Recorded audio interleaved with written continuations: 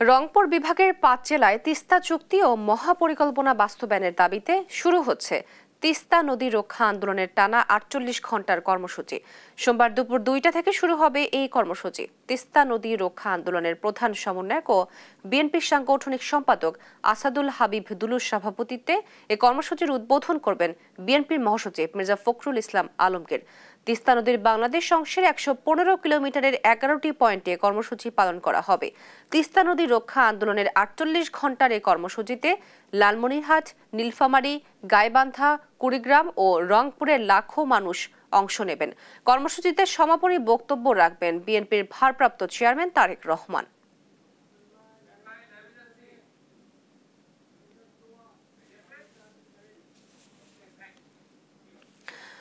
রংপুরের তিস্তা নদী রক্ষা আন্দোলন নিয়ে আরো জানাতে যুক্ত হচ্ছেন সহকর্মী রফিকুল ইসলাম। রফিক, সেখানে কি পরিস্থিতি এখন এবং তিস্তা পাড়ে জনসমাগম কেমন দেখছেন?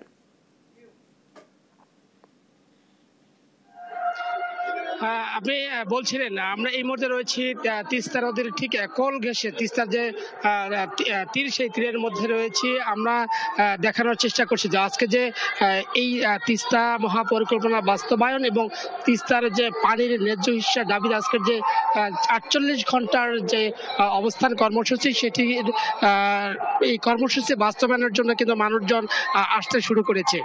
আমরা আপনারা দেখানোর চেষ্টা করছি যে যেহেতু এই মূল প্রোগ্রামটি বিকেল ৪টা নাগাদ শুরু হবে, কিন্তু মানুষজন সকাল থেকেই এই তিস্তা পাড়ে আসতে শুরু করেছে। শুধু এই এলাকাটাতেই নয়, আমি তথ্য দিয়ে রাখি যে নীলফামারী থেকে গাইবান্ধার সুন্দরগঞ্জ, এই যে ৫ উপজেলা রয়েছেন, ৫ জেলার ১১টি পয়েন্টে কিন্তু আজকে এক যোগে এই কর্মসূচি শুরু হবে। বিকেল ৪টায় মির্জা ফখরুল ইসলাম আলমগীর তিনি এই কর্মসূচির উদ্বোধন করবেন।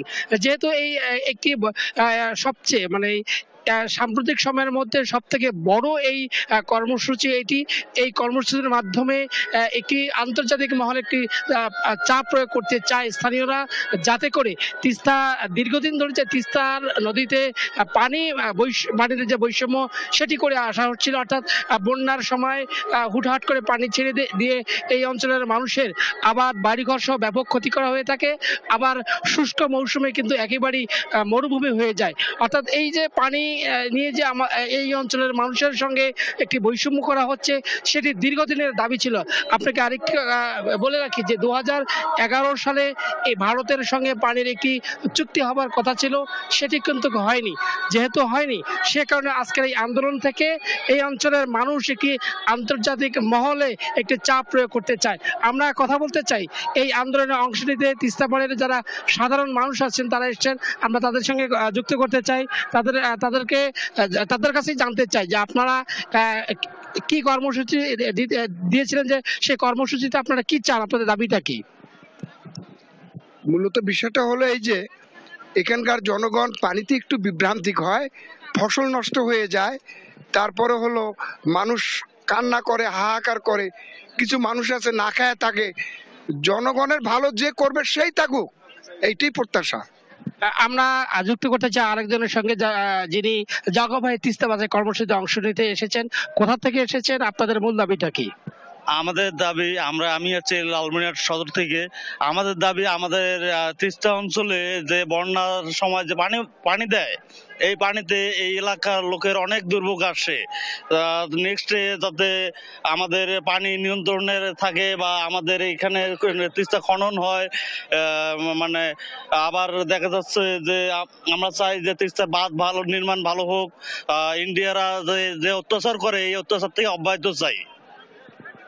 আমরা সাধারণ মানুষের কাছে শুনছিলাম তাদের প্রত্যাশার কথা।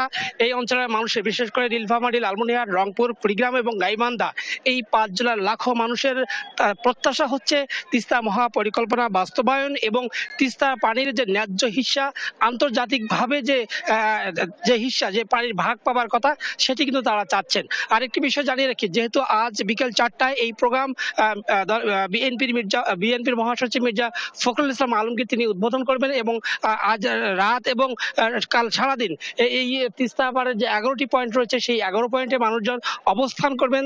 সেই অবস্থান যেহেতু তারা করবেন তাদেরকে উদ্বুদ্ধ করার জন্য এখানে স্থানীয়ভাবে তাদের লাঠি খেলা রয়েছে, আবৃত্তি রয়েছে, গান কবিতা রয়েছে এবং তাদের যে খাবারের যে বিষয়টি স্থানীয়ভাবে এই তিস্তা পাড়ের যারা বাসিন্দা রয়েছেন তারা কিন্তু এই খাবারের যে যোগান তারা কিন্তু সেটা দিবেন। আগামীকাল বিকেলে বিএনপির যে ভারপ্রাপ্ত চেয়ারম্যান তারেক রহমান তিনি কিন্তু এই প্রোগ্রামের সমাপ্তি ঘোষণা করবেন। তো এই ছিল রংপুর থেকে সর্বশেষ। ধন্যবাদ আপনাকে। রংপুরের তিস্তা নদী রক্ষা আন্দোলন কর্মসূচি নিয়ে বিস্তারিত জানাচ্ছিলেন আমাদের সহকর্মী রফিকুল ইসলাম।